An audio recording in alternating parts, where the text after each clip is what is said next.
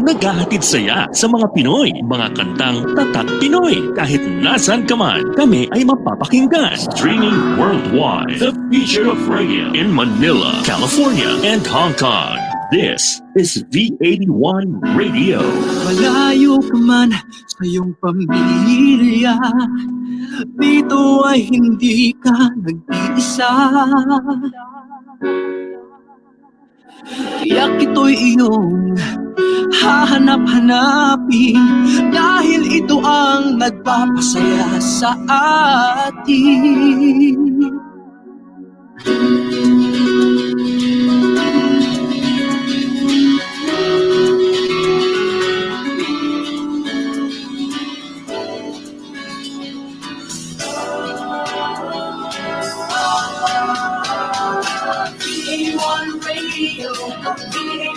Radio. Ito ang radio mo, ito ang radio ko. V81 Radio, V81 Radio. Dahil mahal namin kayo. V81 Radio, V81 Radio. Para sa inyo ito, V81 Radio.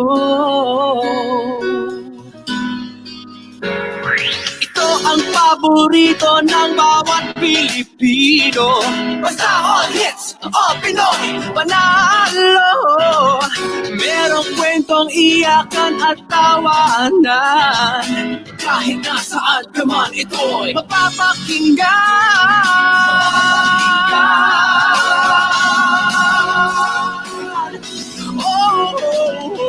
V81 Radio, V81 Radio.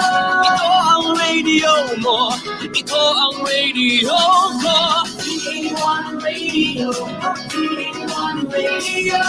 Dahil mahal namin kayo. V81 Radio, V81 Radio. Para sa inyo ito, V81 Radio.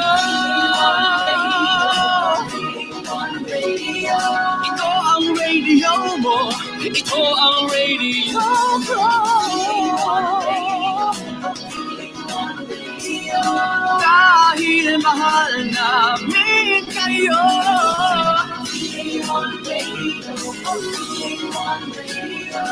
Para sa inyo ito, V81 Radio.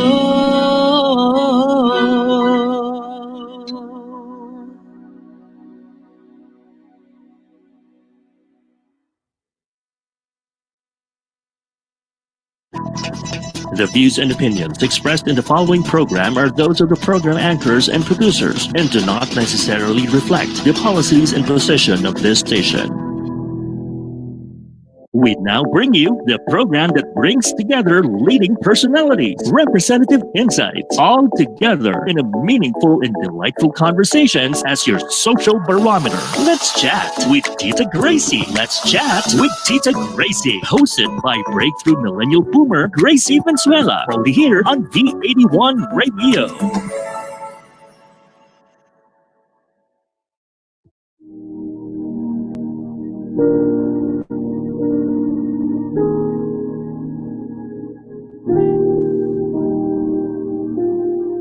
Almighty God, grant us the courage of Jesus Christ, your Son, to face the coronavirus pandemic with trust, strength, compassion, and resiliency. Give us the grace of the Holy Spirit to free us from fear and anxiety, so we may do actions of help and support and look forward to our healing with hope. We pray for the health workers, food liners, maintenance cleaners, logistics aiders, government leaders, and volunteers who continuously come together to deliver our daily needs to survive. Guide us from this time of crisis. Preserve us in peace. Protect the weak and vulnerable, and those who serve the society during this pandemic. This we ask and pray in Jesus' name, our Savior. Amen.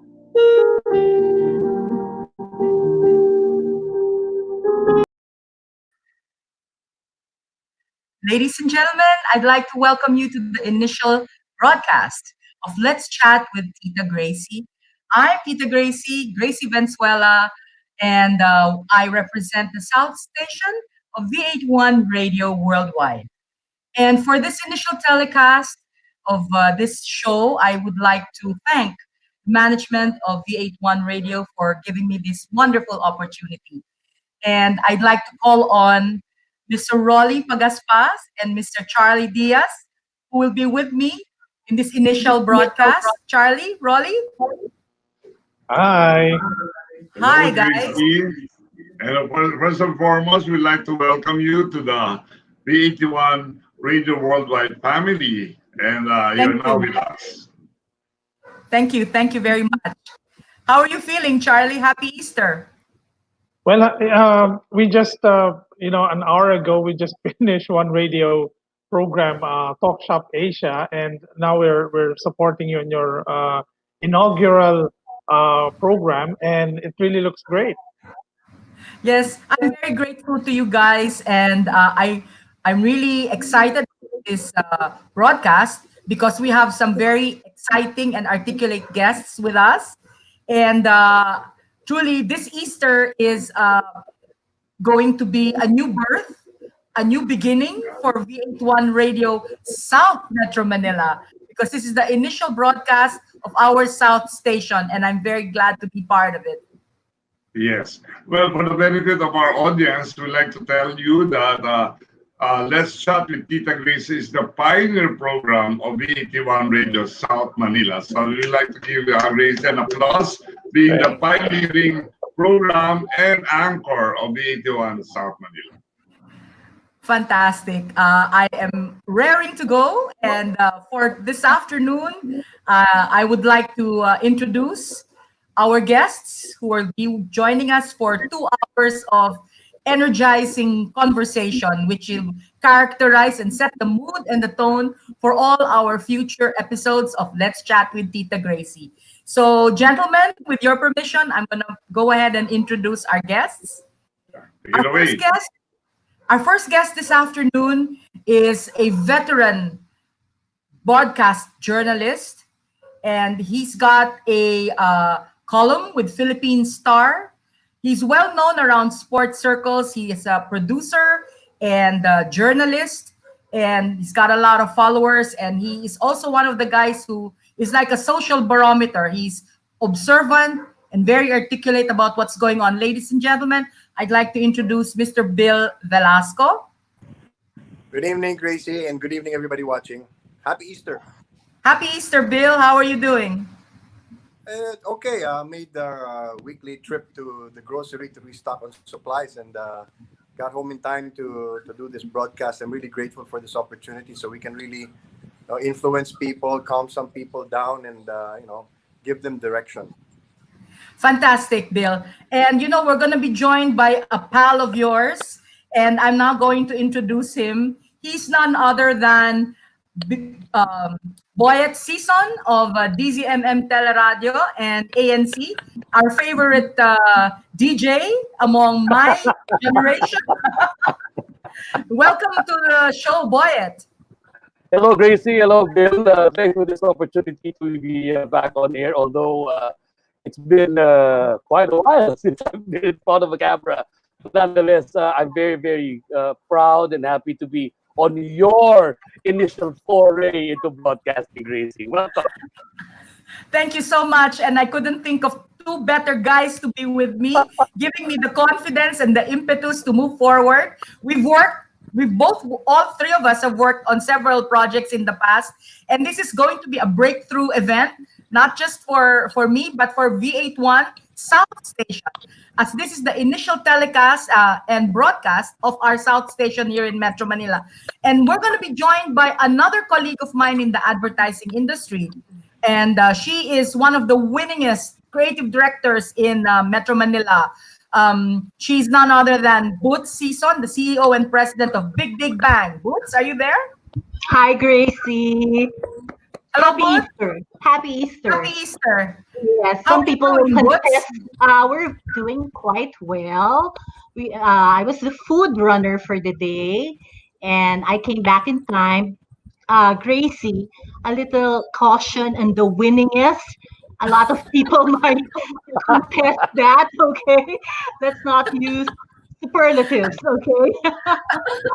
Okay. Well, Thank you, but I love you, but please, okay, temper a bit of you're, you know, yeah. Boots, tayong tatlo dito talagang mutual admiration society for this afternoon because I think Uh-huh. that we all of us have had milestones in our careers uh, over the years. I'm not going to mention how long, but I think what makes today's reunion, because I feel like this is a reunion, I feel that this reunion on air is going to be a breakthrough reunion for us because, as you all know, life as we knew it prior to March 2020 is gone. Now, That's true. from That's March so true. onwards, the entire world, not just the Philippines, the entire world will be living under the threat of COVID 19. This novel coronavirus is truly changing the paradigm not just of our daily lives, but of our respected professions, because all three of us are in the communications business.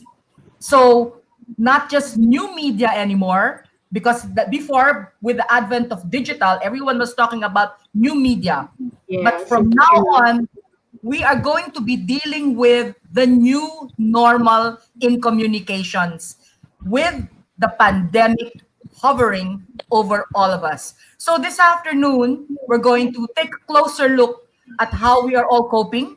So Bill, what did you what happened when you first heard about the lockdown and what did you do? Well, I think the first realization I had was, we really don't know how big this thing is. I'd like to compare it to other earth-shaking events. For example, war. You know, my grandfather was a college graduate in World War II, so our generation and even our parents, they really had no awareness of earth-shaking events like war. The closest thing you could compare this to is maybe 9/11, but that basically just impacted entry points to countries, ports and airports and all of that, heightened security. And now there's homeland security in the United States, and all of a sudden there was a lot of mistrust with particular nationalities. In this case, the disconnect that a lot of people are feeling, that was the first thing that affected me. Like there is no way we can resume our daily lives anymore. We can't just meet people whenever we want to. We can't just go on coverage like Boyet and I would do. And there is really this dramatic shift in the way life as we know it has become. To this day, we're all cooped up in our homes. There is really, for a lot of us, no way to make a living. For example, there are no sports for Boyet and me to cover. So what are we going to do? There are no events for let's say you and Boots to create. And in general, there's this feeling of isolation. There's a lot of people don't know what's going to happen next. Really, I think people are going to be shocked at how long it will actually take us to go back to a semblance of what we thought was normal. Yes, Bill, thank you for that. You brought out several interesting points. Hold on to those thoughts because we're going to revisit those thoughts later when we delve deeper into this afternoon's conversation. How about you, Boyet? With this new normal, how are you coping? What do you think should be your new strategy as a radio and TV broadcaster and a DJ at that? Well, for one, the technology has already changed. The way that people are broadcasting from their homes, streaming was already getting to be the new normal, and now it is in fact what it is. It is the new normal Yes. for how broadcasting is on a global scale. It's the same as how it is the Philippines, in all other parts of the world, where COVID-19 is affected, when everybody was broadcasting as to put it in parlance, at 70 miles an hour, let's say. everybody started putting on the brakes now and started saying, wait a minute, we cannot go on like we used to. We have to operate in a different environment wherein we don't know, there are no definites. We don't know when it will end. We don't know who's affected at this point. You don't know how the disease actually gets to spread from day to day.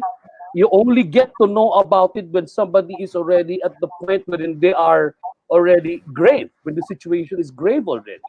So Yes.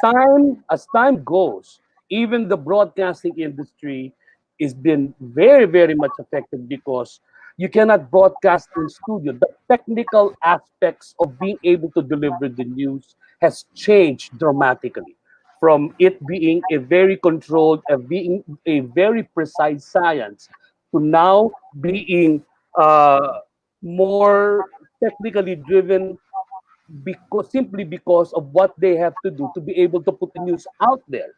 But the Yes. dynamics by which it is being brought to the homes, to the consumers, is far different than how it normally is. And I think just keep on changing as long as this threat of COVID-19 is present. Yes, you mentioned that threat, which is very real. And we now have new paradigms, not just in daily life, but certainly the broadcast industry has really become a daily need. Everybody who is anybody in the broadcast industry was caught unaware, and we've all had to go through a a guerrilla mode because even the international broadcasters are using their laptops, their equipment at home to broadcast their stories. And that is going to be the new normal, I think, for a very long time.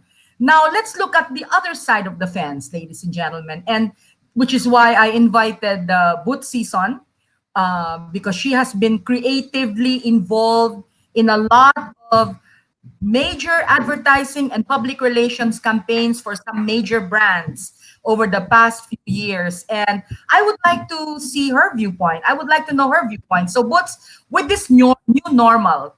What do you think is the impact in your business? Well, on a very personal level, Gracie, we had two projects that are put on ice. Okay, those are two events. One was supposed to be a major outdoor event that was going to involve children.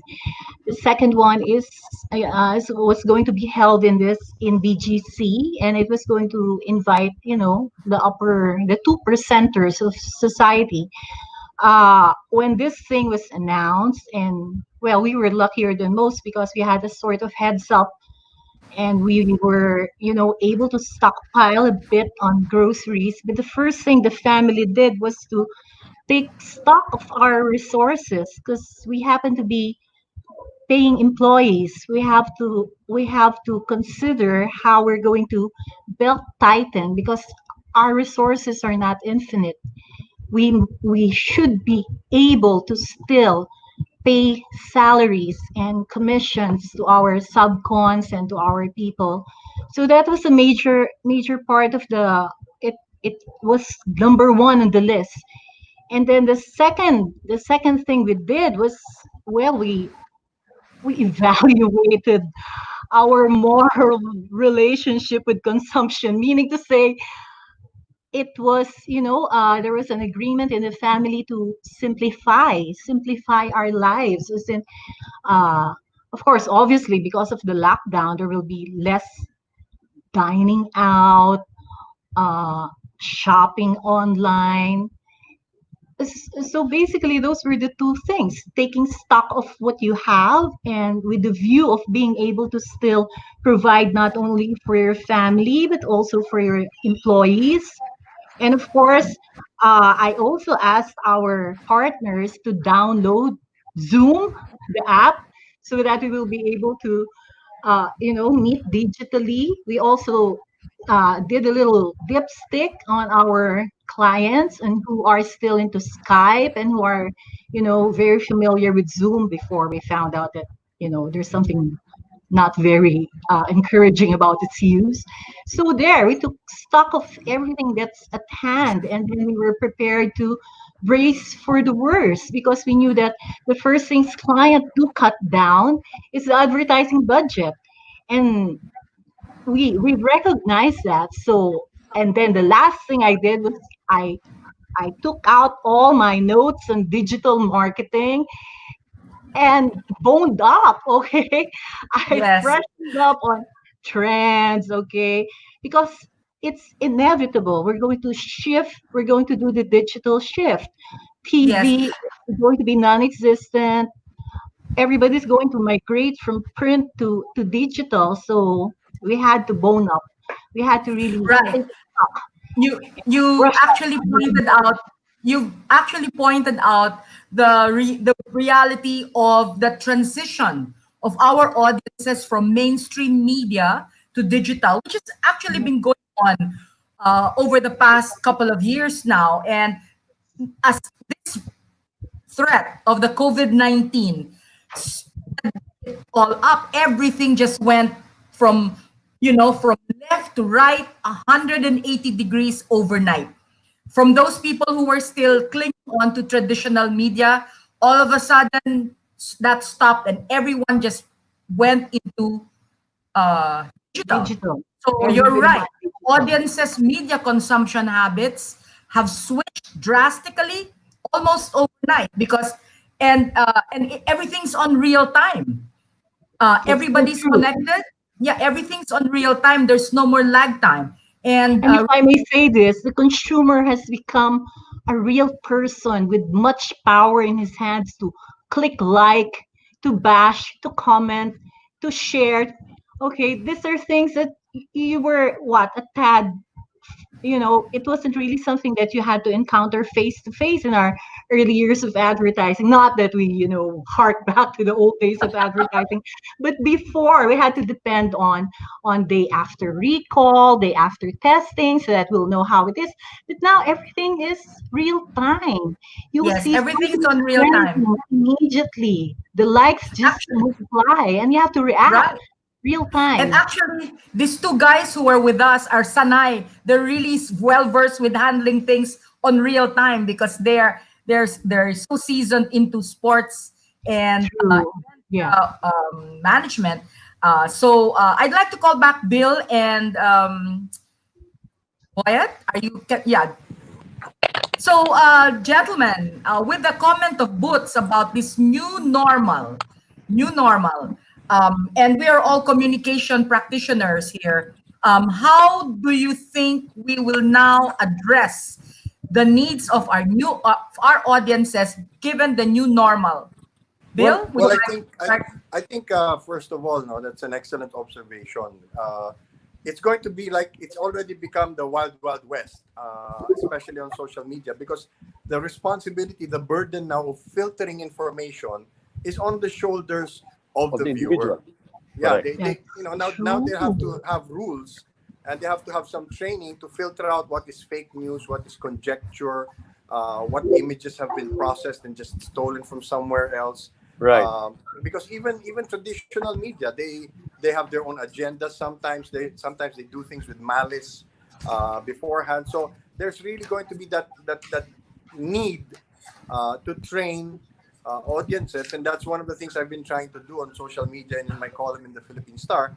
Is basically to tell people, do not react, respond. In other words, take action. Okay. Find out, is this a Okay. legitimate source? Where did the information come from? Who said it? When was it said? Yeah, And what Bill, is our you response brought to it? out some.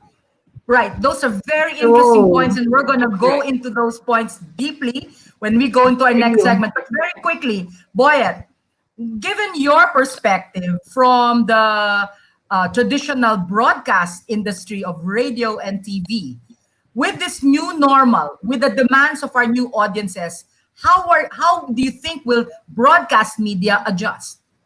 The problem here is I will echo what Bill said a while ago. The sources of news for the individual has now expanded. Even your kapitbahay now can be a source of your news. Even your titos and your titas are your sources of your news. Why? Because you trust them. It's all a matter of trust. who do you trust? Do you trust the people who legitimately, or the traditional media that delivers the news?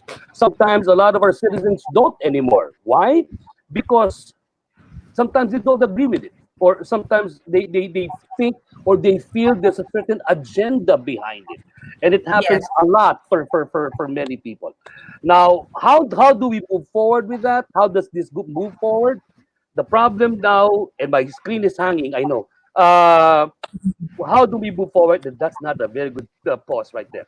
um, the problem now is how do we get the people to again trust legitimate news organizations, and not really just keep on listening to the kapitbahay, listening to your aunts and uncles, for the lolas and lolas who are not tech savvy to stop sharing all of these things that they see on social media and passing it off as the real thing, right? Right. And Boyet, hold on to that thought, like I mentioned earlier, because this is just the start of this very interesting chat that we're all having. So, friends out there, welcome again to Let's Chat with Tita Gracie. We're going to pause right now for a quick break. When we come back, we're going to continue our discussion on the new normal as seen by our communication leaders. Take it away, V81 Tech. We'll be back shortly with Tita Gracie. Let's chat with Tita Gracie, only here on V81 Radio. Easter is meant to be a symbol of hope, renewal, and new life. Remember, God loves each of us as if there were only one of us. He is risen. Happy Easter from V81 Radio.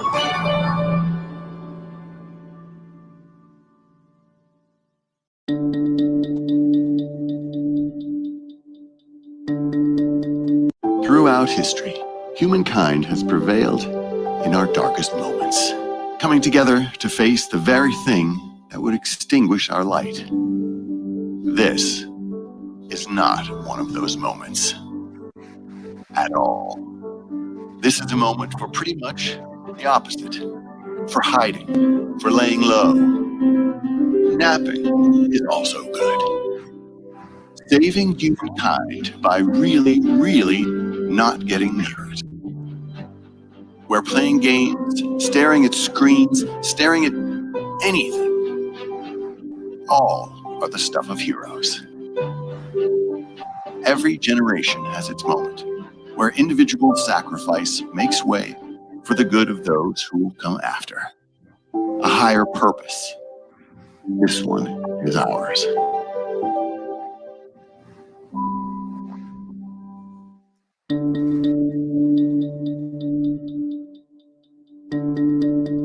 Tunog Pinoy, Tatak Pinoy. The future of radio. This is your all hits all Pinoy internet radio station. This is V81 Radio Worldwide. Ito ang paborito ng bawat Pilipino. Basta all hits, all Pinoy, panalo. Merong kwentong iyakan at tawanan. Kahit nasaan ka man ito'y mapapakinggan.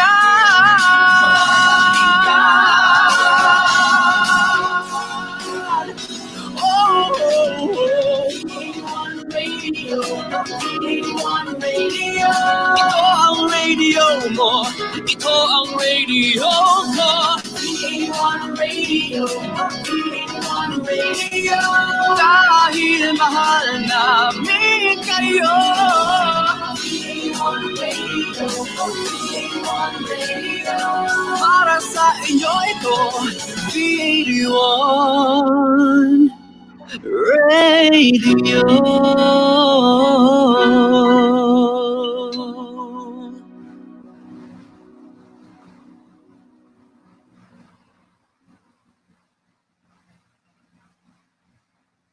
Now back to Let's Chat with Tita Gracie, only here on V81 Radio. Friends, we're back with Let's Chat with Tita Gracie, and this afternoon we have three very articulate guests.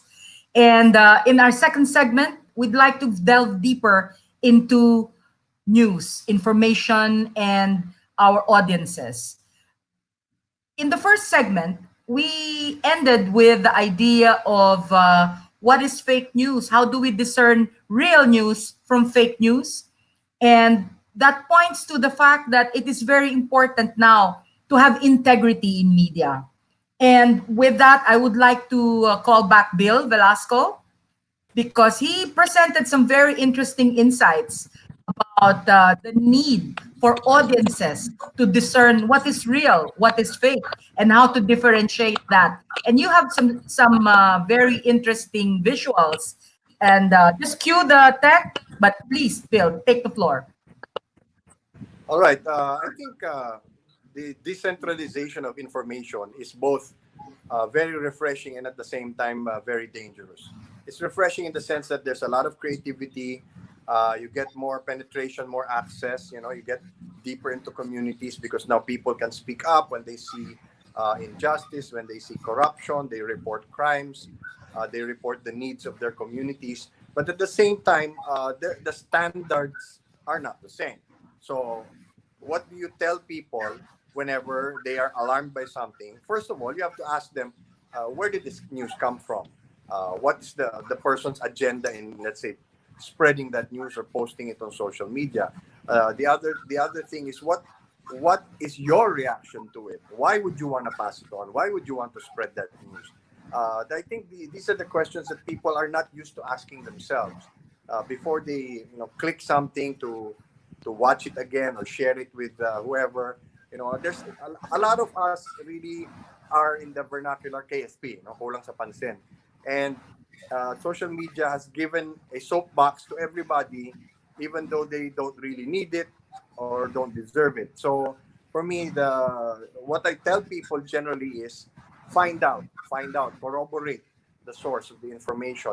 When was it posted? For all you know, it could have been something 3 years ago in another country, and it was just falsely posted as if it were from our country.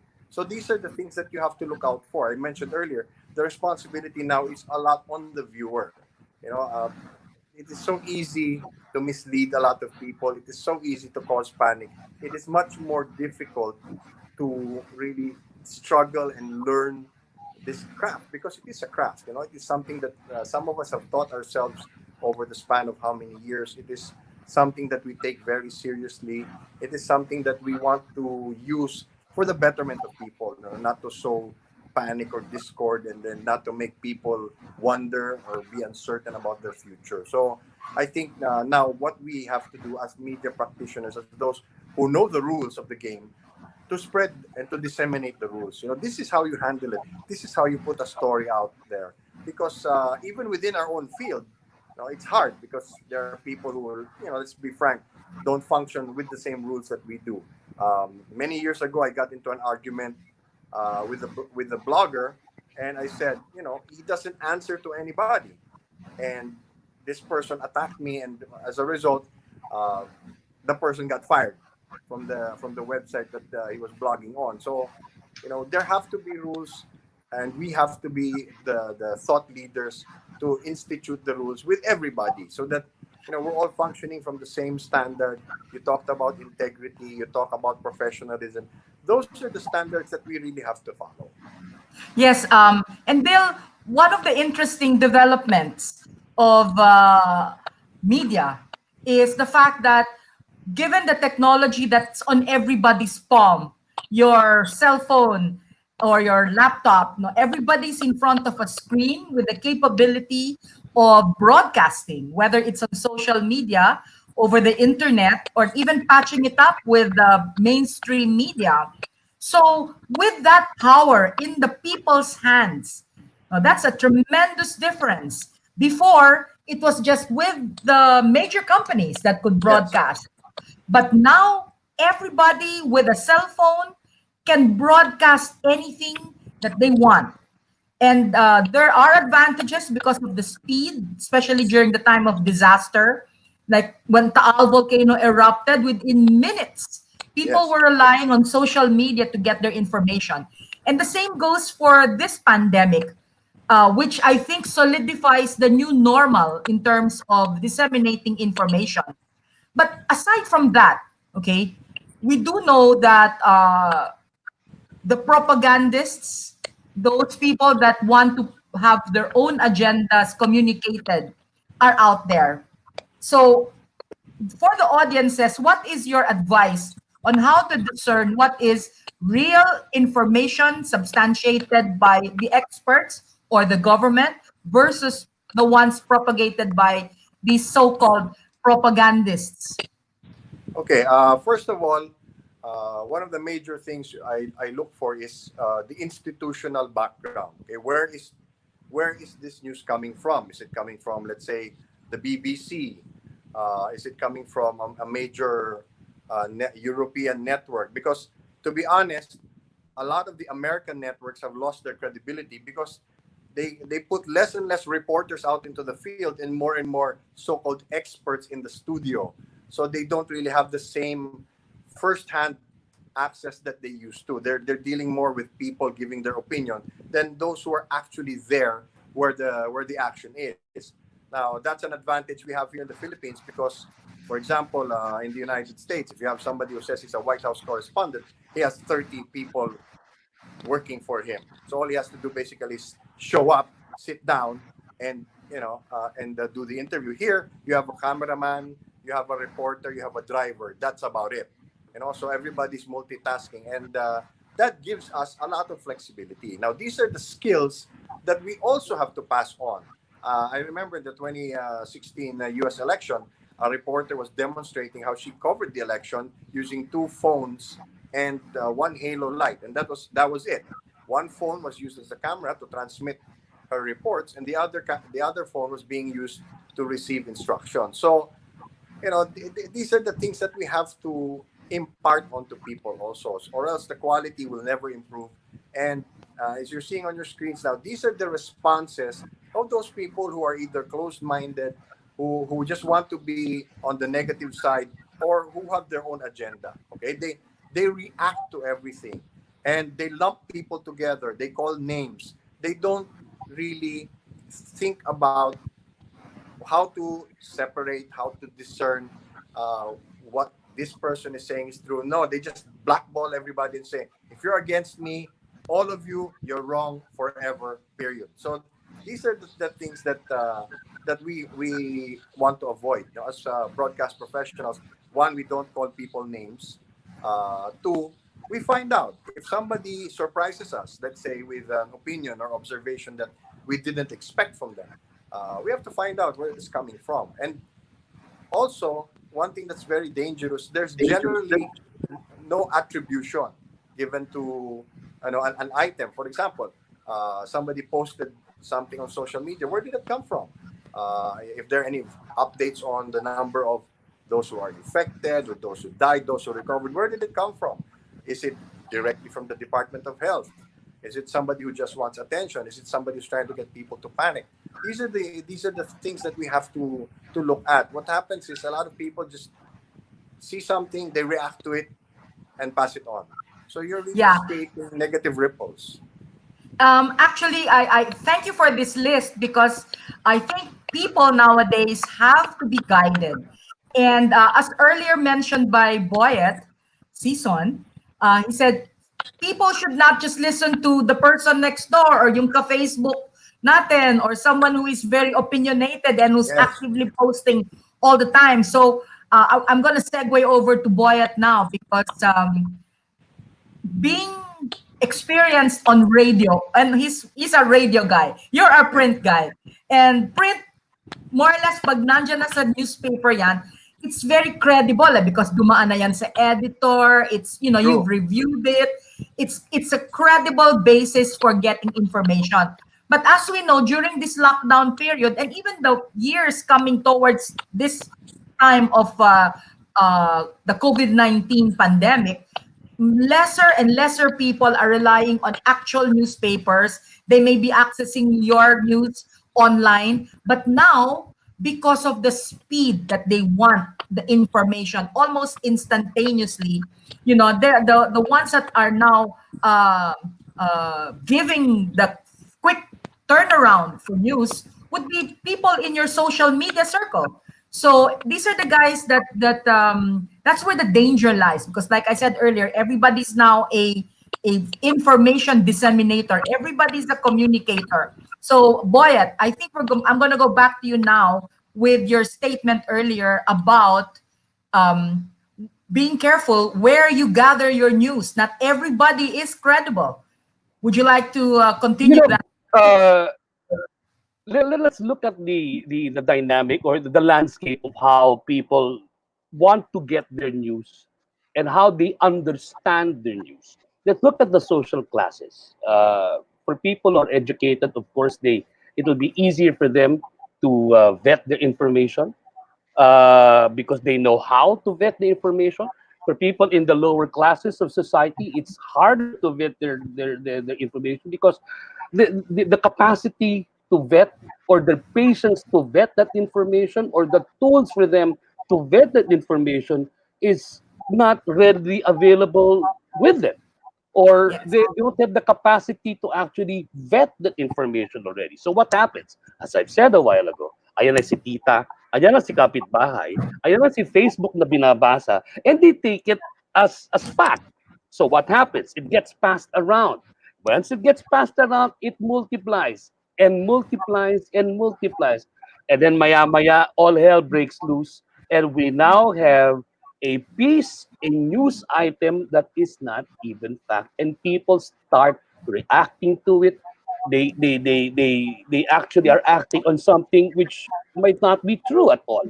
And then the process of having to react to it, the agencies or the people that are in authority to react to it have to again now deny, waste their energies to deny all of this again, and which again just keeps on go. The cycle just keeps on going around, and we are wasting time instead of actually trying to inform the people. So where does that now leave us? It's a very hard problem that is born out of the incessant need for that information to be instantaneous.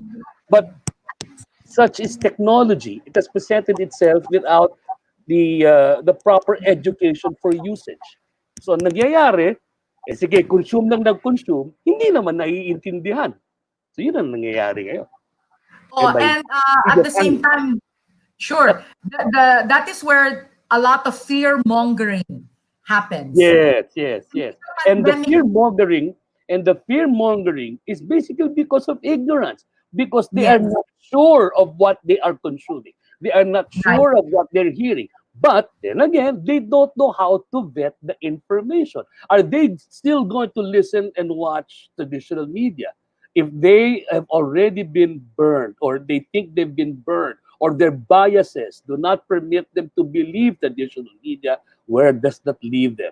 So it goes back Yes. again to what they trust. Go ahead. Yes.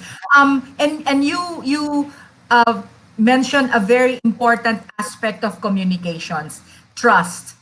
News and information at this time of a pandemic, the more credible, trusted information sources should remain to be that, because if you don't, for lack of not everybody has access to let's say, unlike you guys, you have access to the ones that feed news, the news information bureaus, right? Yeah. Mhm. Regular audience relies on people like you who go on air and deliver the news and information.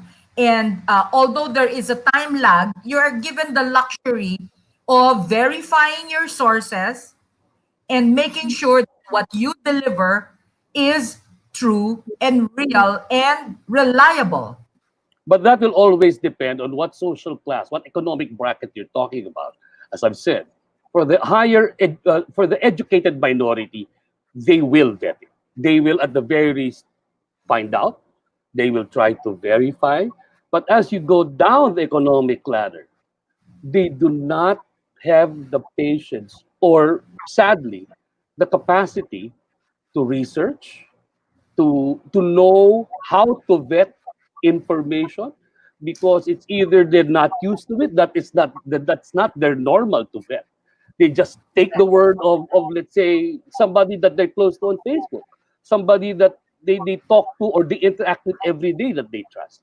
So that Yes. really muddles up the landscape. And that is very crucial at a time like this, because currently there are some issues in several sectors of our society, as to the procedure, for instance, the process for getting the social amelioration package that's being delivered by the government. And if you notice, in the mainstream media right now, and we have very few options, we now see daily news feeds from Department of Health, daily news feeds from the Philippine Information Agency, precisely to address that there is the whenever there's process involved, especially now everybody wants to know kailan lalabas yung financial assistance, when will they get their food packages from their barangays, no? So information, there are some cities that are very good at disseminating information to their constituencies, but for the greater majority, people are at a loss, and some of them may have a TV or a radio, or maybe, and a lot of them have social media. I think there are more people now with handheld devices than television. So that brings me to what you said about, as you go down the socio-economic scale, there's what is fed to them is taken as truth, right, Boyet?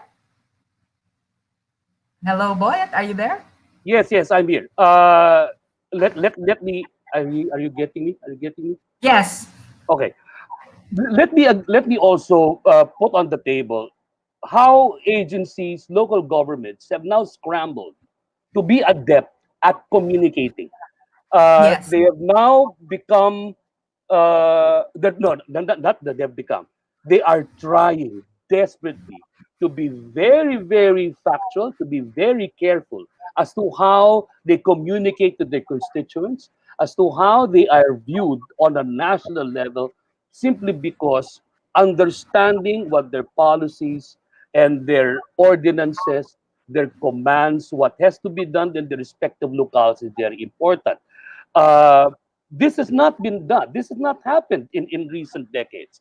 And Yeah. now that there is a pandemic, now there is no, uh, the threat is unseen. The threat is omnipresent. So for them, it it's learning as you go, and that is very difficult. More so if Yes. the head of your agencies are not adept to communicating. If your communication platforms are not set, if all you know how to do is talk to the people in the palengke, to talk to the people, the tricycle drivers, then you are in trouble because you do not know what platforms, what plans, how to execute certain objectives that you want to put forth in your localities to be able to effectively communicate your orders, to communicate your uh, your commands to the citizenry of your localities, to be able to reassure and calm your citizens. The moment that, let's say, for example, a mayor is not heard from, everybody start questioning, where is the mayor? She's not doing anything. He Yes. or she's not doing anything. What are they doing? I'm not getting Yes. my relief goods. What are you doing? Yes. And in this age of technology, it is at their hands, it's at their fingertips to be able to communicate with the citizenry as easily and as clearly as they can. But the question is, do they know how to? Right. And in terms of adeptness, in terms of managing the reputation through their communications, we do know and we are aware that there are certain local government officials, and I'm not going to name names right now, who have become adept since they came into office, no? And we know that they have developed a large following over social media, and that has become an ace, and they have become ahead of the pack in terms of communicating to their constituencies. I'm going to bring up Bill right now, because he this is now going to be part of our lesson as communicators. And I do know, Bill, that you provide a training for communicators, right? So this becomes crucial because our users of the communication tools now are very broad. We have people in both the private and the public sector that are now fast tracking their skills and their knowledge and their ability to use social media. So I'd like to call on Bill right now because I need your insight on this. All of a sudden, they're all students of media.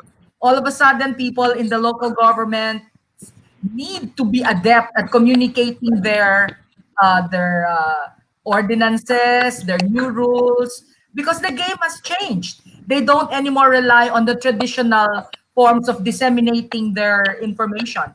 So, what do you think about that? Well, for one, there is a gap between the way the government communicates to the people and the way the media entities do. For example, the major television and radio networks. In other countries, they have an emergency broadcast service which cuts across everything whenever the government needs to communicate something. So, in other words, it's a roadblock. No, it cuts through all TV stations. It interrupts everything, TV, radio, and even on social media and even on the internet. So we don't have that. So what happens is the local government officials, those who are smart enough, use social media, or they ask to be interviewed on traditional media. So that's to their advantage. Secondly, we need to train them how to communicate better, use of language. Since the early 1990s, for example, there's been a subtle decline in the use of English here in the Philippines. And you see this starting to pop up even in other media around the world. So that's another thing we have to address. One is the infrastructure has to be put in place.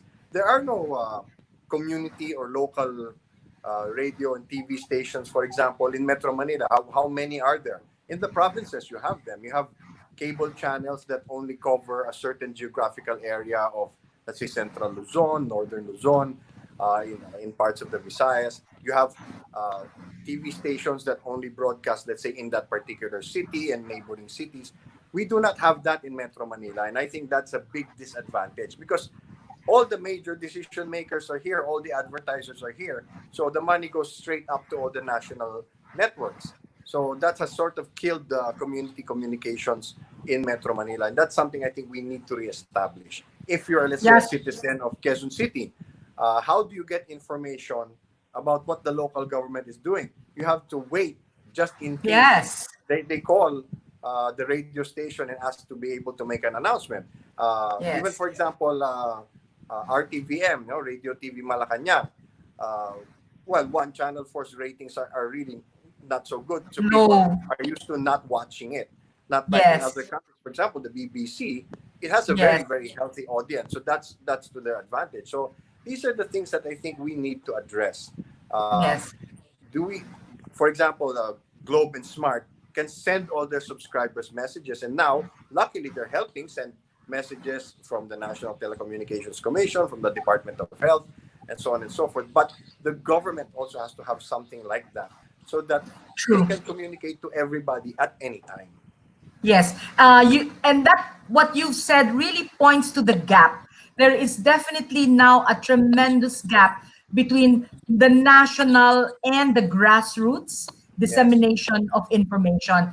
And in times like this, disaster or crisis period, it becomes imperative for a bridge to cover those gaps. And like it or not, social media has become that bridge because everybody has their mobile phones and they're online 24/7. So managing the digital communications platform is now very, very important. And you and I know that before in universities, and I don't know how far the academe has caught up in terms of training our communicators. I, as a com arts student, we were very well versed in production for mainstream media, but for the digital discipline, for social media management, it now is going to be, if not going to take over some aspects of mainstream media primarily because it's delivered to every person directly. And that is powerful. You don't anymore have that time lag. You can share information whether to a specific geographic area or globally, should you wish to, in a flash because of the technology. Later on, we're going to go into the technology issue. But now, let's cross to the other side. Let's take a look at the audiences and how they are now responding. And I'd like to call on Boots because this is going to be your reading the audience, reading the market, and how they are responding or reacting to this pandemic. So, Boots, my question to you is, this is normal in terms of communications. How are the audiences coping? How are they reacting to whatever's going on?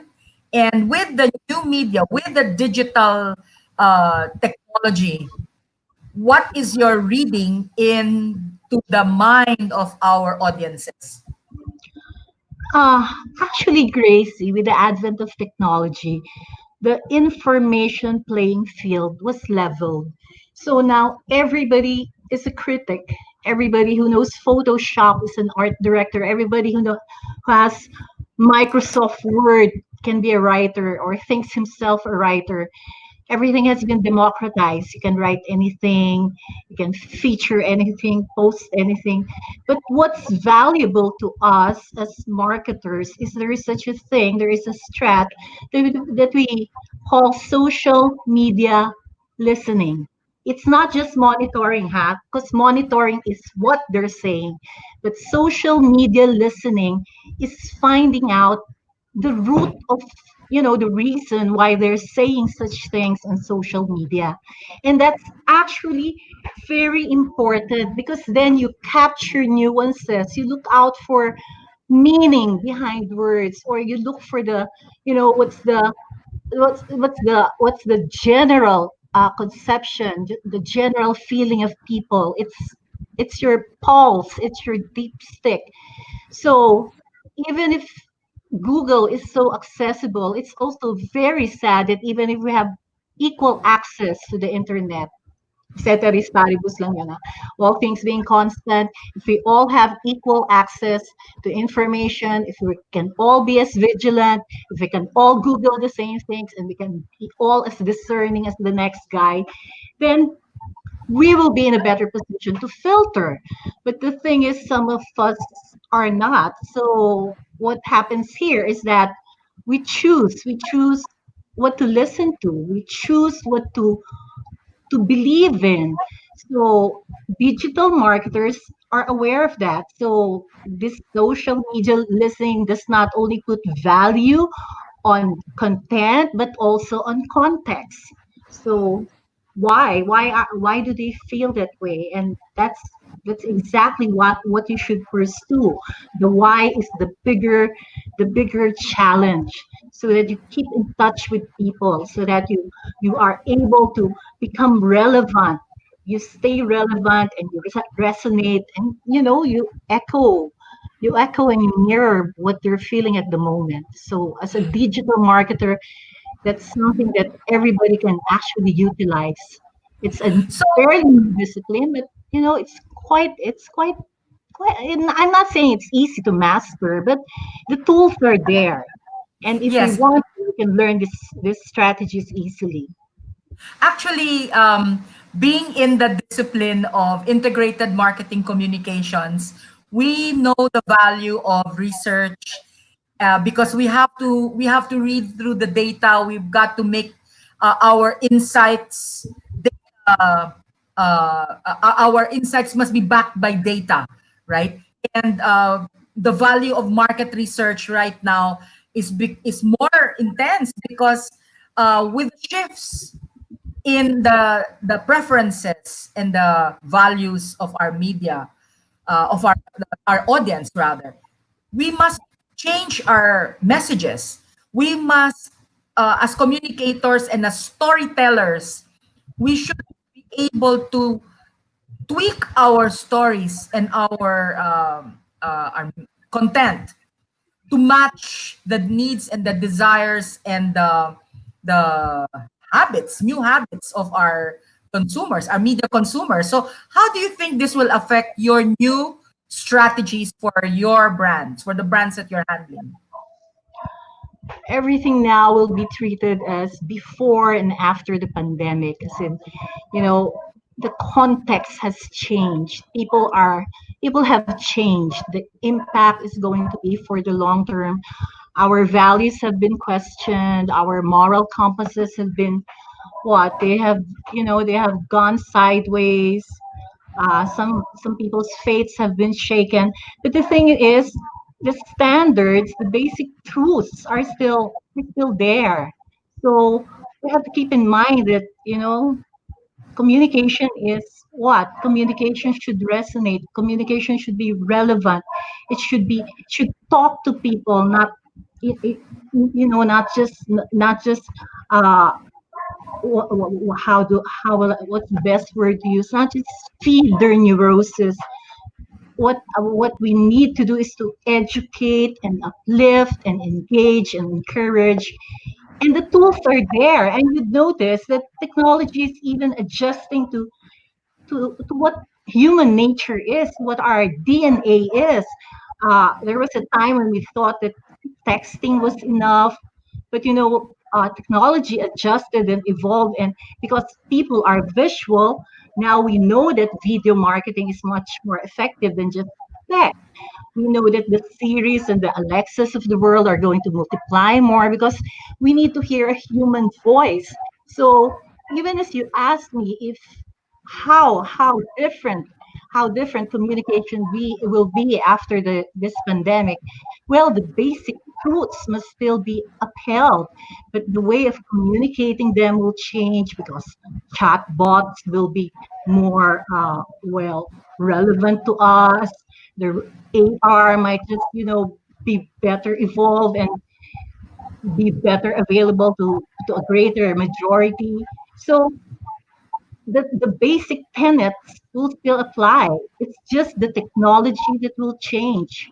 I hope people will still go for the for the big things, for truth, for truth and Yes, humanity. Okay, but actually, if you're going to use digital, you will always be able to use a new app.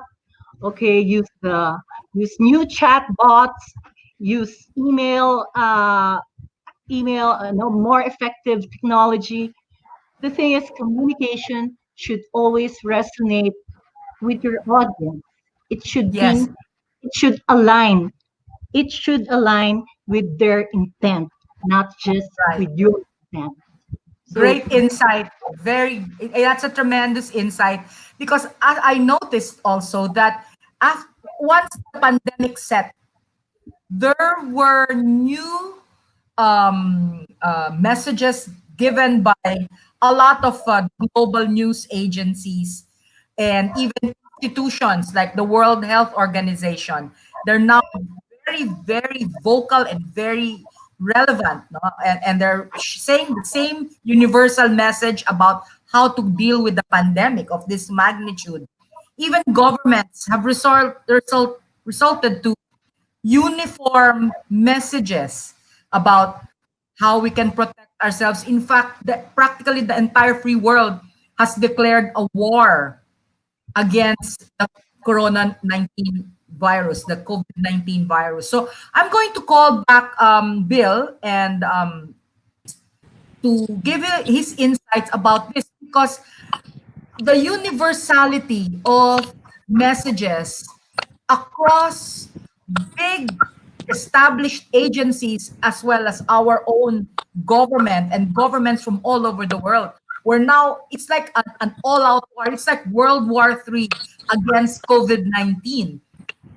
And so I'd like to know what your take on it is, no? How communications, given this atmosphere of pandemic, what is the impact on everybody, all the communicators all over the world? Well, I think basically we're all looking for something consistent. We're all looking for something credible we're all looking for something solid. For example, there's some information discrediting the World Health Organization. For example, there's a documentary posted online that they're actually being influenced by Chinese money. So we are all looking for something that does not shake the very institutions that we believe in. And this is where it's becoming a free for all. We want to be able to be reassured that somebody's doing something to address the situation.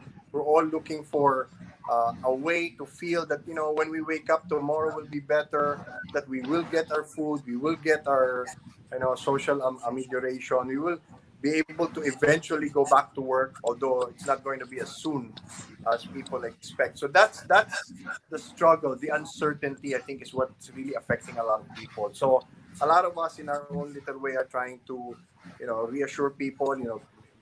We're writing these songs. We're getting celebrities to tell people that everything's going to be okay, that we're all in this together, stay home. We're all trying to send all the same messages.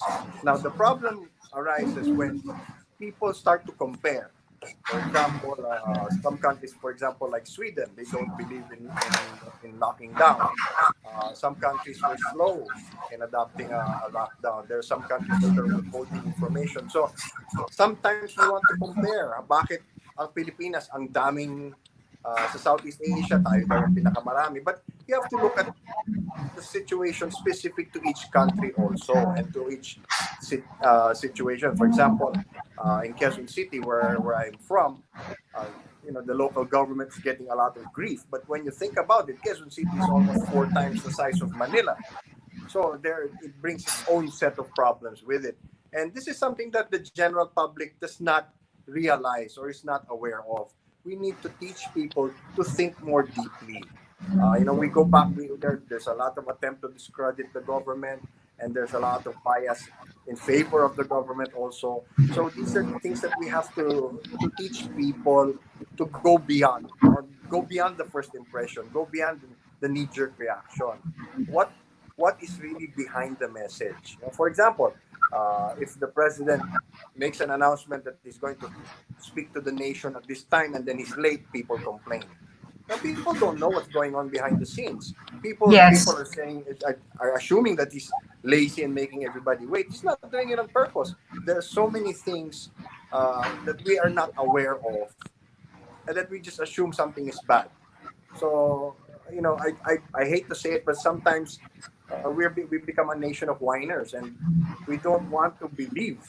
We want to believe the worst of people, and I think that is an aspect of our belief system that we have to address. That people are working for our benefit. We have to believe in the basic goodness of people. That everybody wants to help. Everybody wants the same outcome. Everybody wants everybody else to be okay. And if we all are able to believe that, or the great majority of us believe that, then then we can move forward and really conquer this disease. Yes. And you mentioned something really important, that people need a salve, some kind of a comforting, anything that will comfort them during this time of fear and uncertainty. And I'm gonna call on Boyet right now, because I think he has maybe, like, for a lot of artists out there, he has done his part in terms of trying to calm people down and assuage people's fears during this time of pandemic. So if you don't mind, I'm gonna call on Boyet. Boyet, are you around? Yes, I am around. Okay. I will chime in. I will chime in with Bill. I will chime in with Bill.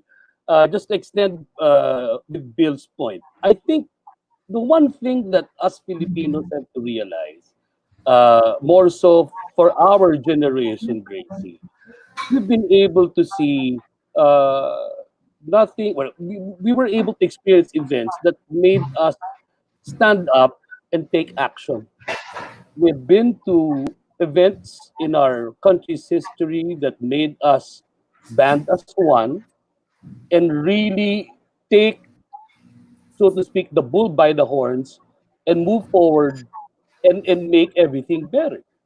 But since Okay, let me mention 1986. From 1986 till the present, there have been no major upheavals uh, politically for us. Well, with the exception of EDSA 1, 2, 3, and so on and so forth, and the national calamities. But for something like this, which is really, really big, it makes us think as to how did we prepare the children who are now parents, the parents who had children that are now parents as well.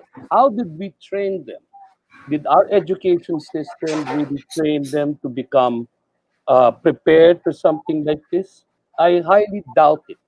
uh, with the advent of technology, everybody just enjoyed what technology put forth, not being responsible about it, and not being able to be accountable for what they put out there. So what happens? It's just everybody just it's as Bill said, it's the wild wild west. So lahat na lang, sige, labas na lang, broadcast lang ng broadcast without having that accountability to be responsible for what they put out there. And that takes education. It's educating our young people now who will be adults in 10 to 15 years and eventually will be the leaders of our country. And maybe in our lifetime, we will see a Philippines that has a lot of very responsible, calm, and leaders who can calm our citizen and really take action. At naghang na naman ako. Yes, but you're coming in loud and clear, and I hear you loud and clear. And I think you raised a very good point, because that's part of the credibility aspect of communicators and a sense of responsibility, because they must be sensitive to the audiences, and making sure that they, first of all, get the truth. The manner of delivery must be carefully handled, because information, especially during a time like this, is very, very crucial, Mhm. and be Yes, handled with care. yes. And And the also, delivery, and yeah, go also ahead. to add to that, uh, whether you speak in English or in Filipino, kailangan parating malumanay. Kasi pag nagsilita ka na ng galit or nakikita ng tao na medyo nararatel ka na, that says a lot. Facial Yes. expression pa lang, basa ka na ng tao kung ano nangyayari sa isipan at sa damdamin mo. Eh.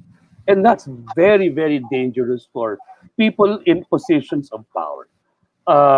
You always have to know how to be a calming presence, a very intelligent presence for your citizens because they will take the cue from you. Pag ikaw natataranta, ano pa kaya sila? Hindi ba? Yes, it's true that the manner of delivery is something that, as communicators, should be mindful of.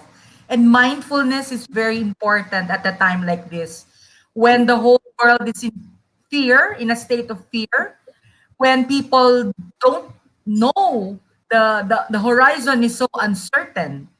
So mindfulness in terms of communicating information is very important. And Boots, I'd like you to react to that, because coming from your end as a marketing communicator, what do you think are the audiences looking for later on when you create your new strategies for your accounts? What do you think will resonate with them? What are the new values? What are the important things that you have to take care of? Actually, based on what we hear on social media, everybody wants to be told the truth, the plain and simple truth. Everybody wants to be well treated like an intelligent part of human society. Don't treat us like mushrooms. Don't keep us in the dark and feed us shit. No way, man. You know, as much as possible, tell me the truth and let me handle it like an adult. So, sadly, public information is seen as a recitation of rules and guidelines. I'm glad to tell you that a group of us who are advertising practitioners have been invited to write better communication strategies for government. They haven't come out yet, but as I always say, leave the communicating to the professionals, people who know how to write, and people who know how to digest this information into what edible bits. And it's one thing to talk to the upper echelons of society versus talking to masa. Ang masa kasi, uh, what matters to him may not necessarily matters to a 2%er. No, fact of life yon.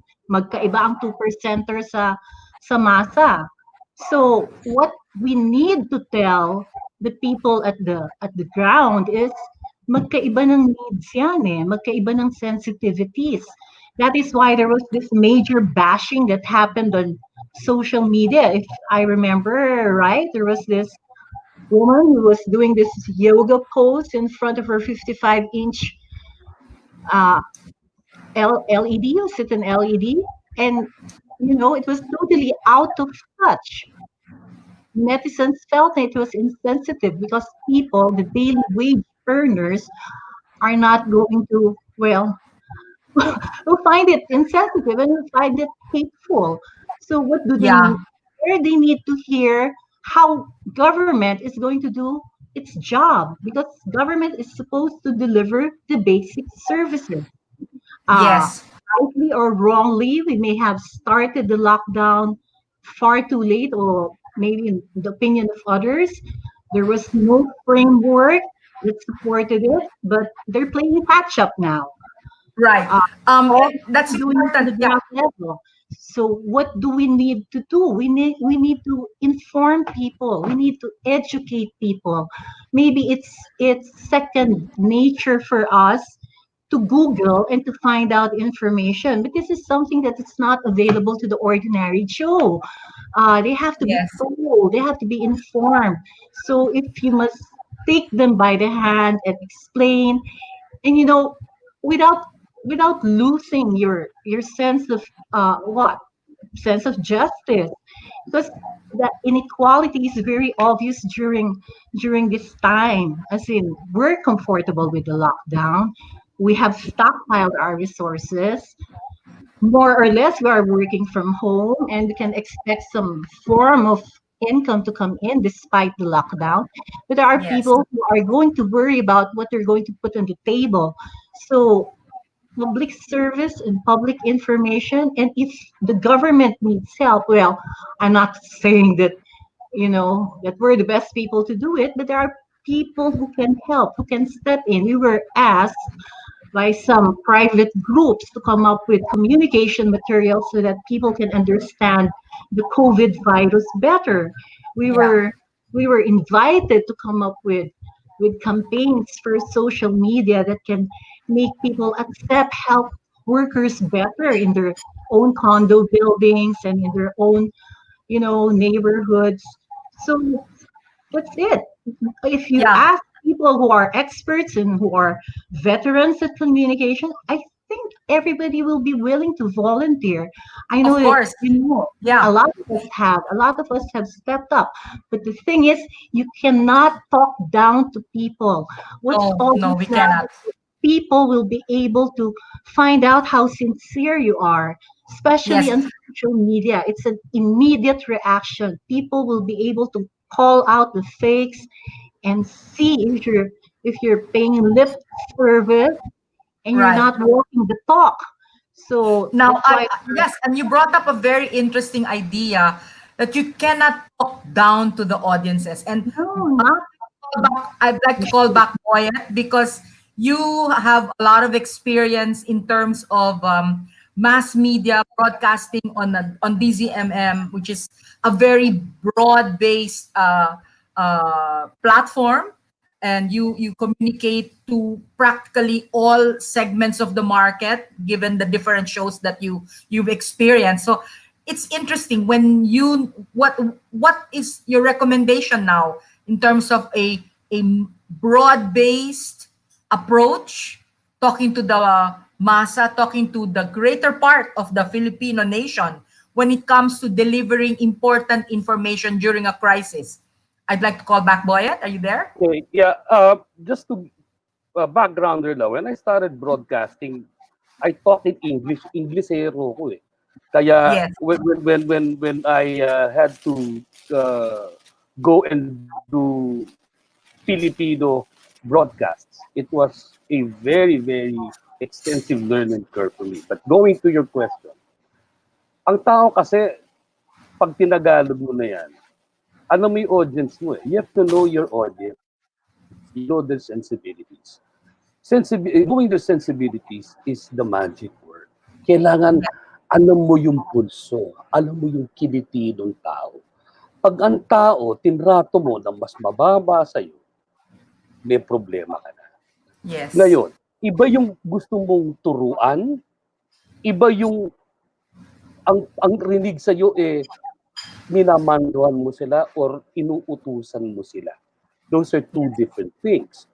Yes. So you have to be able to communicate with them like a brother, a father, or a very good friend.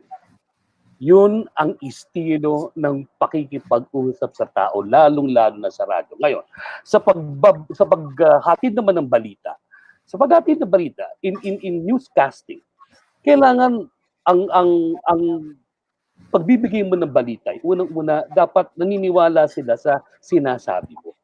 Ang sinasabi mo ba ay katotohanan? Ang sinasabi mo ba ay magagamit nila?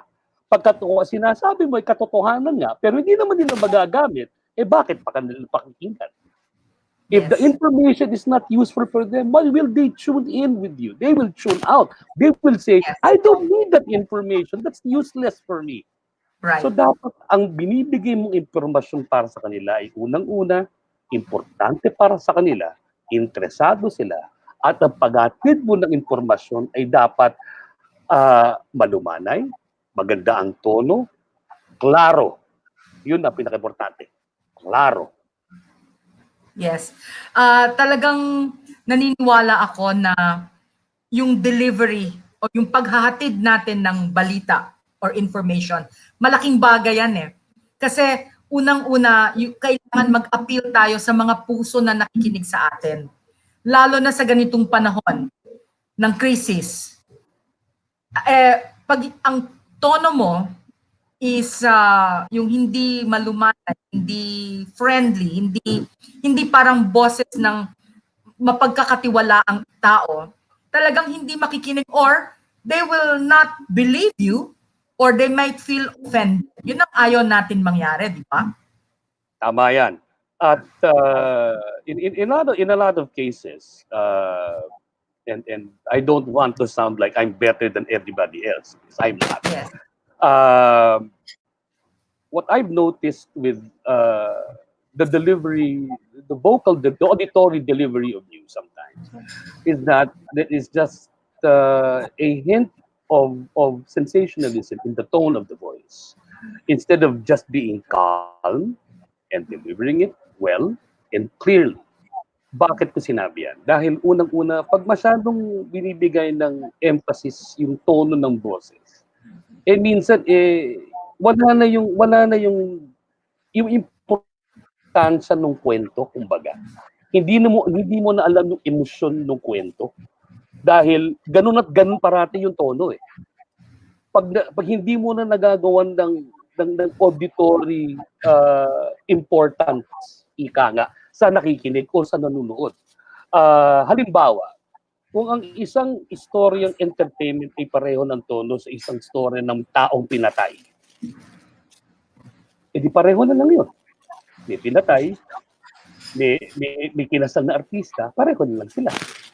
So, there are certain elements in news delivery, in auditory delivery that has to be also taken into consideration. Wherein you have to give emphasis on where the important news are. And talking about news, 25, 30 years ago, ang newscast. Yes. Ang newscast. Yes. Minsan kasi hindi na eh. Di ba? Minsan It's become entertainment news. Kaya nga eh. So, yun na rin ang nagiging problema natin. Hindi po sa Yes. ako'y nangungutya or ako nangungutya ng mga nagbibigay ng atin. Pero hindi na natin, kumbaga, nawawala na kuminsan yung importansya ng isang programang balita. Dahil nga, masyado ng maraming elemento na nawawala na yung kahalagahan. The importance of the newscast has already been watered down, Yes. so to speak. So, our audience, ang ating mga manonood ko minsan, ay hindi na binibigyan ng tunay na pagpapahalaga yung mga istorya o yung mga balitang dapat talaga nilang isinasaulo at isinasapuso. Dahil wala na eh. Ganun na lang eh. True. And in fact, sometimes like during the primetime news, for instance, I noticed that some of the channels, may mga ibang primetime news, local stories, they air on national news. And sometimes it's no longer relevant to the rest of us, no? And I don't know if it's for lack of content or that's the orientation that they want to give, that they want to make everything localized, because that could be a strategy. But I feel that out of the let's say 1 hour prime time, you will only find maybe the first 15 minutes or maybe 30 or 40% of national importance. The rest are very localized or not relevant. Like they'll talk about a burglary in some town, in some place that it's not of, it's for the local consumption maybe, or not even of national importance. What is your reaction to that kind of reportage? Sometimes news divisions include this as a way to put focus on what's happening in the regions, which actually is a good thing. But if what's happening in the regions is the same thing that you'll be doing all over again, day in, day out, without also putting in what, as they say, bad news is always good news. Get my drift? Yes, Bad yes, news is I always good know news, that. just that. For anything that's negative happening in and around the country, that is eyes and ears on the television set or on the device, because they want to see ano nangyari, sino namatay, sino pumatay, sino nakawan, sino nagnakaw. Ganun eh. Yeah. That has already been, that is how the citizenry has been trained to appreciate or to consume the news. That's why I've always said, let's educate. That is not the be all and end all of what a newscast is. There are bigger things, greater things that our citizenry should be taught and should be knowledgeable about. Siguro natatakot na siguro tayong magturo. Dahil pag tinuturuan mo nga, sabi nila, when you start teaching people, they think it's being condescending. I think it's not. Teaching is a way for them to get to be more discerning, to know better.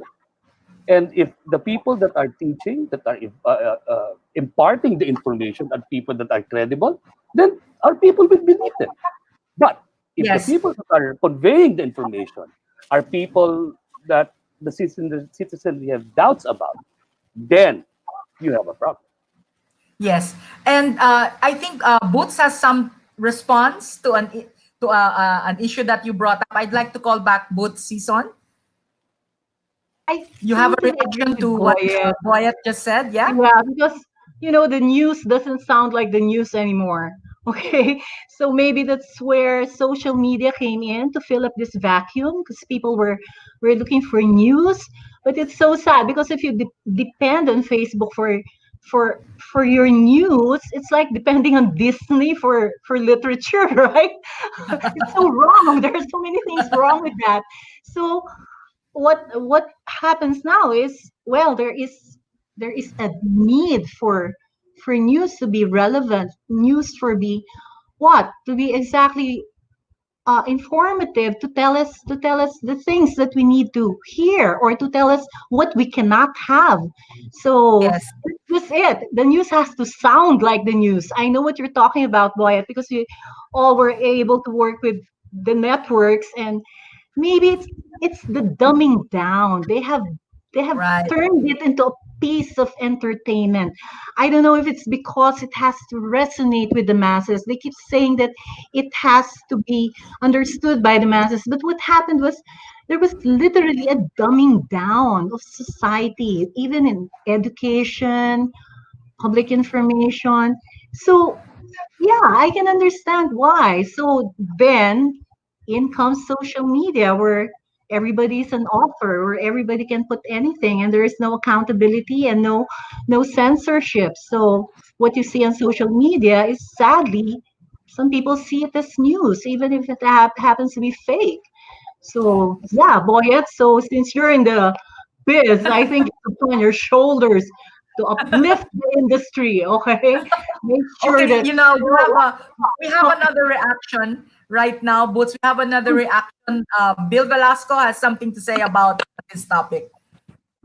Yeah, Yan na, I yan think na. this is a very relevant discussion. No? First of all, if you go back, because I've been in the news industry since 1986. Matanda na yan eh. oh, Yeah, carbon just a dating, little carbon younger, dating. I'm just a little younger than Boyet. Yeah. Wala lang siyang growth spurt, pero but when you go back, news was never designed to make money. Originally, Yes, entertainment true. programs earned the money and they threw it into news. Yes, But it's true. that all changed with TV Patrol back in the late 1980s. I was there. It was that time when they said we have to find a way for news to make money. And for news to make money, it has to appeal to the broadest, basest audience, meaning entertainment, police reporting, drive-by shootings, petty crimes, and all of that. So that's Yeah. where that attitude comes from. Now, on a more sinister or diabolical note, there are some newscasts now, di ko nababanggitin, pero alam niyo na kung sino, there are some newscasts that lead with petty crimes as their headline, as their top story. Yes. They Yes. want to make people feel unsafe. They want to make people feel something's wrong with the country, and therefore, by extension, something's wrong with the government. So that's another thing. And then also because everything Tama yan, tama yan. has to make money for them. I will go ahead, good. Go ahead, Bill. Go ahead, Bill. So since everything has to make money for them, of course, they can only use their own artistas, their own actors, actresses, and singers in their own entertainment news. So they rarely cover events and creations of other networks because that will make money and draw attention to the other networks. So that's the major shift that happened a little over 30 years ago. That news now has to make money, and therefore it has to rate so it can charge advertisers more. So that's I think Wait, and that's also why. Entertainment. Okay. That's also why Bill Velasco and Boyet Season are not on air. You're not entertaining enough. And on that note, I At think least we're we're gonna gonna go on our accent next Boyet. break. Okay. It should sound Ladies and masa. gentlemen out there, and the discussion is heating up. We're gonna go on a quick break right now, and I think that we're gonna invite everybody back in a few minutes. Let's go for a quick break. Let's chat with Tita Gracie. We'll be right back. We'll be back shortly with Tita Gracie. Let's chat with Tita Gracie, only here on V81 Radio. Easter is meant to be a symbol of hope, renewal, and new life. Remember, God loves each of us as if there were only one of us. He is risen. Happy Easter from V81 Radio.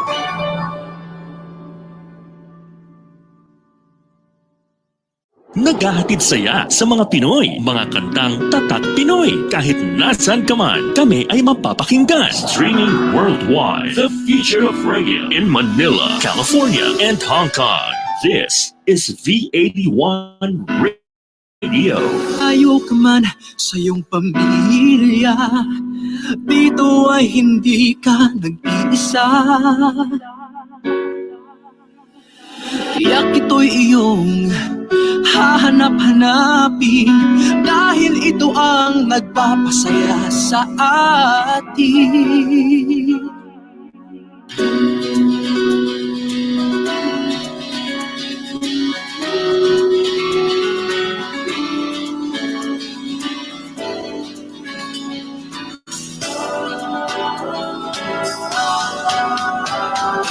V81 Radio, V81 Radio. Ito ang radio mo, ito ang radio ko. V81 Radio, V81 Radio. Dahil mahal namin kayo.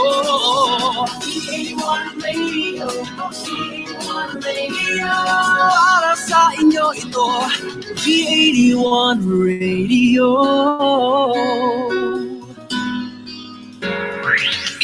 Ang paborito ng bawat Pilipino, basta all hits, all Pinoy, panalo.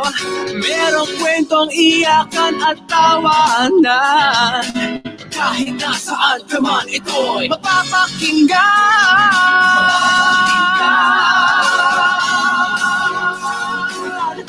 Oh, V81 Radio, V81 Radio. Ito ang radio mo, ito ang radio ko. V81 Radio, V81 Radio. Dahil mahal namin kayo. V81 Radio, V81 Radio. Para sa inyo ito, V81 Radio. Ito ang radio mo, ito ang radio ko.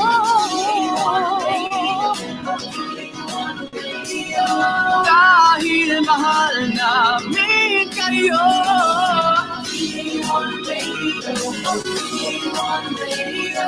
Para sa inyo ito, V81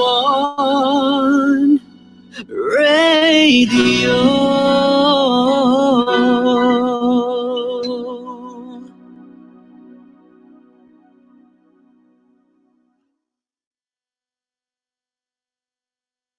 Now back to Let's Chat with Tita Gracie, only here on V81 Radio. So we're back. This is Let's Chat with Tita Gracie, the very initial broadcast from the South Station of V81 Radio Worldwide. And today, our panelists are having a very energetic discussion on the topic of the day, which is the new normal and how communication leaders of the Philippines are viewing the effect of the pandemic on the state of the landscape of Philippine communications. And right now, I'd like to invite Rolly and Charlie. Are you both there? Yeah. Hello, Gracie. Hi, Hello, guys. I'd like to get your ideas and your comments on what has been transpiring with the discussions. Okay. So for me, I think it was highlighted that the media was so different in each of the era. I mean to say the media during the time of the martial law, to the time of the EDSA revolution, to the time of the 2000 year, and to the time of the internet, which is around 2006 to 2010. All of those changes are different from one another. It's because of the difference in values of the Filipino people. It has degraded from the time being martial law, which was an active values. From the time of the EDSA revolution, it was a very freehand values. So nobody defined it explicitly, and nobody claimed what should be done, what should define a very independent nation. So all those values are all conflicting with one another. During the time of 2000, we got the CY generation. So they're in the loose of what what is the Filipino all about? And then comes the internet. We have the social media, and then the more that everything is cluttered. And now that we have the new normal, we don't know any more of the values that we're talking about. All those for generation have been swiped out because there are no values to be talking about. And so now we are now facing the new normal that we are now starting on a new slump and sleep. So Yes. that's my take. Yeah, Charlie, what do you think of this new normal of communications, and how do you think V81 Radio is responding to it? Well, the discussions are very, very good. The two things have come to my attention about the discussion, and those were, the technology has grown so fast. The digital adoption, the social media actually came out so fast. Even the traditional media and news business really didn't caught up, and governments are almost literally caught flat-footed. The other thing is the commercialization, just like Bill mentioned earlier, and Boyet. Commercialization actually kind of, how, probably not the good term, but it's more like it really put the quality down in a way on the most basic of all, say, news as a feed. They the Because of that, it's, I think, it really suffered. It degraded in a way, and somehow the credibility, the trust, suffered in a way. Yes. And so, You, I understand that what happened is that social media has filled a gap, a tremendous gap in terms of um, conveying information in a very relevant and timely manner. And also, as discussed earlier, Boyet raised a good point about the manner of delivery. How the information is conveyed to the audience is also crucial. Sometimes the messenger is as important as the message. So, Rolly, you have a feedback about that, about what my question also about how does V81 radio now become significant and become relevant to the times? All right, so B81 is ready in terms of platform. That's why we have this digital studio, and we welcome a lot of people to be with us. And of course, with Tita Gracie is one of our leaders here. And then in terms of technology, we are also ready because we will now feed in the tech part with all the tech points and panels. And then for the content part, we would like to touch base with boomers like Tita Gracie, like us, with the Y generation like Charlie, and then with the millennials like Erica, so that we can now put together all the insights with one another and then create a synthesis that will be good for the betterment of our Filipino country. Yes, I think V81 radio and the way we are now delivering vital information and having the right conversations is Yeah. important. We are now talking about issues that are relevant to Filipinos everywhere and also to people everywhere. So that relevance, that timeliness is important. And since we have very insightful communicators in our panel today, and we're on our last 15 minutes of our show, I would like to invite each one now to deliver their part before our show ends. So, Rolly, Charlie, do you have any other things to add to your synthesis of what transpired in our conversations with our guests? well, Well, actually, I'd like to probably add something about V81 with, like the one that was explained by Rolly. We V81 is envisioned to become far more relevant. We are playing on a digital, using digital and social media. as our platform, as an access.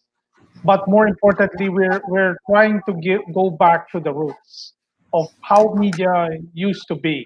You know, a level of professionalism, a level of truth that the people who speaks behind the digital camera are the ones that are credible. They are not only professional, but they're very competent. We have every show, everything we will be doing, not necessarily just for the sake of entertainment, but there would be formats. And just to probably point out what Boyet also mentioned, there would be the reason why V81 will be expanding into other places is to capture the essence it's not just the news, but more of how the community actually goes about their business, their interest, their passion, their form of entertainment, and what's relevant for them. And that's why there would be more stations of B81, not only in the Philippines, in a geographical area, but also where the Filipinos are. So that means simply where the OFWs are and where our kababayans are, V81 would be going there. That's wonderful news for our listeners, because I'm sure that as we gather momentum and as the days go along and as the new formats of V81 are rolled out, our audiences will learn to appreciate our vision, which we would like to share with them. Because I know that the media landscape is changed, and we are one of the newest players on the block. And I look forward to that. And as we go into the final 15 minutes of our show, gentlemen, thank you. And I'd like to call back all our guests to join me, with each one giving their parting shots, their messages before we finish the show. So I'd like to ask our only rose tonight among the thorns. I hope I was. Yeah. What's your parting shot? What's your final message? Well, actually, when the lockdown happened, Boots? Gracie, can you hear me? Yes. Okay, Yes. so when this lockdown happened, my girlfriends and I, okay, we got into video con, conference calling. It seems that there is a syndrome that is now pervasive because, well, I was talking to these women friends, and they're extraordinary women. They're strong, they're brave, they've brought up children. They're business women, they're career women, very opinionated. But we all found out that we were feeling the same way. We felt weepy. We felt that we wanted to cry at the most unusual moments. If we weren't of a certain age, we would have thought that we were pregnant, okay? But we're way past that. But you know what? The great thing is, one of my former clients shared on his FB wall that this feeling, there's actually a name for it. And it's called anticipatory grief, okay? It's because we are in the middle of this pandemic. We all have a sense of an impending loss. So in case any of your listeners right now, any of our friends are going through the same thing, it's normal. This is anticipatory grief, and you can manage it. It's to live in the present. That's what I got from my readings. We have to live in the present because, well, life doesn't stop. We still have to, we can't stop. If we stop, we're dead. Diba? So even if we crush the flowers, spring shouldn't, stop. So that's it. I just want to point out to everybody who's feeling the same way, everybody who's been anxious, everybody who's had insomnia or has been feeling weepy. If you're not pregnant and you're not menopausal, okay, then it's anticipatory grief. And you can learn about it, you can Google about it, and it helps that, we have technologies that we can be able to see each other face to face, because we need to still talk to each other. And this is good, Gracie. Yes. And I think Congratulations. this new normal of communications involves using platforms like this, Yes. where in our separatedness, we can get together via technology. So How about you, great. Bill? What's your parting shot?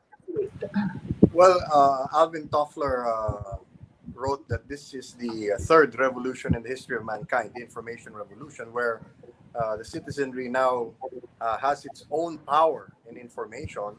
We have the responsibility, being trained professionals, to educate the public on how to use this power. And I think in the near future, the next trend you're going to see is more communicating like this, families, civic groups, communities, communicating in this manner. And the audience will start to break up into more and more minute interested parties. And that's really where the direction is going to be. It's going to become more evenly distributed, more democratized. And the question is how we in the mainstream media will be able to stay on top of that and keep people informed, educated, and give them direction. Okay, thank you, Bill. And how about you, Boyet? We'd love to hear your parting shot. Well, for me, the responsibility of our leaders, of our educators, most especially, to train and educate our students, our young people, how to be more responsible with the gifts that they've been given right now. The internet is not a toy. It should not be treated like a toy. It should not be impressed upon them that it is a toy. It is a very, very dangerous and educational tool as well. We should have started educating them the moment the internet exploded. But unfortunately, it was seen as a toy. So ngayon, ang tingin sa telepono, ang tingin sa internet, sa pagkakaroon ng pagkakataon upang mag-live sa internet ay laro. Ang pagko-comment sa Facebook ay tinitingnan na laro lamang. Hindi po. Our educators, the people that have the responsibility to educate and train our young people have to make the extra effort to really educate them, to train them how to use it properly and with accountability. Yes. Thank you very much, Boyet. Nice point. And Ikaw talaga, alam mo, ikaw talaga, mistiso. Ikaw talaga, mistiso. Award. It really helps that we're all friends tonight, and this has really given me a lot of. It is a tremendous blessing on Easter Day to share my Easter with you, with you guys, with the guests, and I really thank you from the bottom of my heart. V81, thanks, Boots, Bill Velasco, Boots Season, and Boyet Season. Thank you so much for sharing this valuable Easter with us tonight, because as we all agree, yes, it's love, guys. It's about love. Galing yung sa Korean. Easter is about hope, and Easter is about love. And I think it's a great parting message that we are now going to share with our audiences out there, that we must care for one another. Let's be careful. Let's be mindful. This powerful tool called the cell phone can be used for greater good. And that makes each and everyone a communicator. When you have this tool, it's important that we use it with care, with a lot of respect, especially during this time of pandemic. And the power of communications is now the power that everybody has at their palm. So we must learn, we must continue to educate our audiences what it can do, what it should not do, and how it can contribute to the greater good, which I believe is something that us communicators must always look at the very heart, at what is the greater good of being in media, being in communication, being in mass communications, being a responsible broadcaster, being responsible marketing communications professional, we have to care, we have to have heart. And on that note, Rolly, Charlie, some parting shots? Well, first of all, let Easter give us the renewal that we need as Christians, because only it's Easter Sunday. And for me, values dictate what society we have. And definitely media has the responsibility to reshape it. So I throw the ball not only to our audience, but to my co-media broadcaster and journalists as well. Yes. Charlie? Well, Any for me, parting?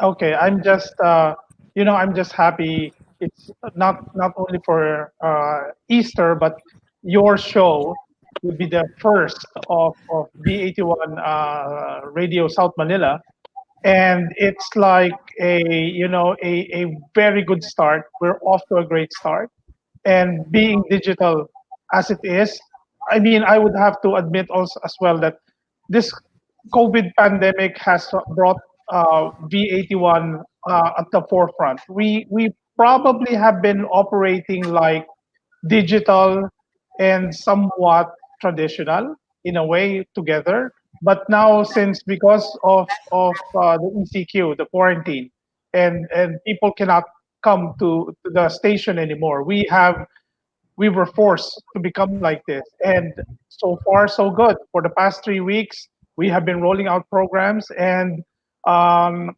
our mentors from the media and the journal the news agencies have put us and supported us in putting the right format to for us to bring our business moving forward. Thank you very much. Thank you very much, Charlie. I think we have some comments from Facebook. Yeah, first of all, we'd like to greet Manny Tonog Banwa tuning in. Rosita Kua Roque from Isabela.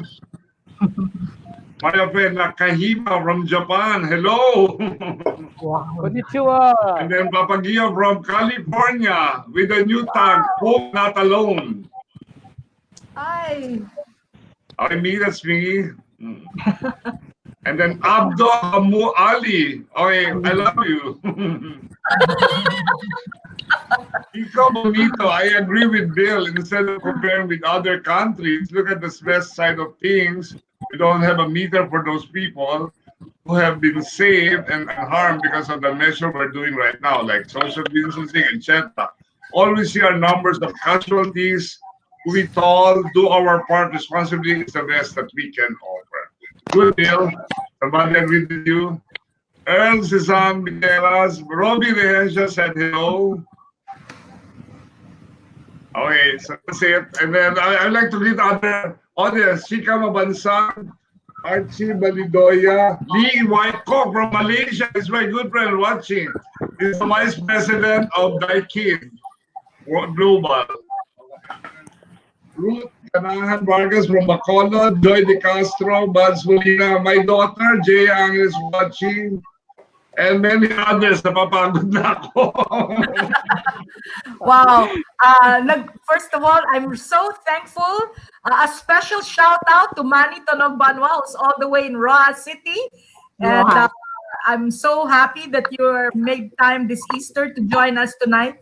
And to all our listeners from all over the world, I hope that tonight you have learned something and you liked what you listened to. And I'm sure that our guest panelists are also honored by having you around. And we are so honored. Once again, I thank you, Boots, Sison, Boots, Boyet, Salamat, Arigato. Thank you, Gracie. Bill, maraming salamat. And of course, to Charlie and Rolly, thank you once again for this wonderful opportunity and to have to make the show Let's Chat with Tita Gracie a reality. And to conclude tonight's initial broadcast, first of all, I really have to thank the guy up above because he made this all happen. and on an Easter Sunday at that. So it's a good sign. We're off to a great start. And stick around with us, and maybe in the coming weeks we're gonna have more insightful conversations, more educational conversations that matter, conversations that will touch minds. Tita Mike. Ladies and gentlemen, I'm healthy. and of course, we welcome corporations to come with us, to partner with us as we move forward. We would love to help you bring your relevant messages to our audiences. And of course, if there are any institutions out there, whether it's private, NGOs, artistic institutions, government institutions, that would like to be part of Tita Gracie moving forward, chat with me, chat with us, because I'm sure that we're going to have a great chat and our audiences will love it. With that, I'd like to thank everybody. Good night. See you all next Sunday. Yay! Bye. Bye-bye. Bye-bye. Bye-bye. Leading personalities, representative insights, relevant current issues all together in a meaningful and delightful conversations as your social barometer. Let's chat with Tita Gracie. Let's chat with Tita Gracie. Sundays, 6 p.m. Hosted by breakthrough millennial boomer Gracie Venezuela. Let's chat with Tita Gracie. Only here on V81 Radio. Tunog Pinoy, Tatak Pinoy, the future of radio. This is your all hits, all Pinoy internet radio station. This is V81 Radio Worldwide. Ito ang paborito ng bawat Pilipino. Basta all hits, all Pinoy, panalo. Merong kwentong iyakan at tawanan. Kahit nasaan ka man, ito'y mapapakinggan.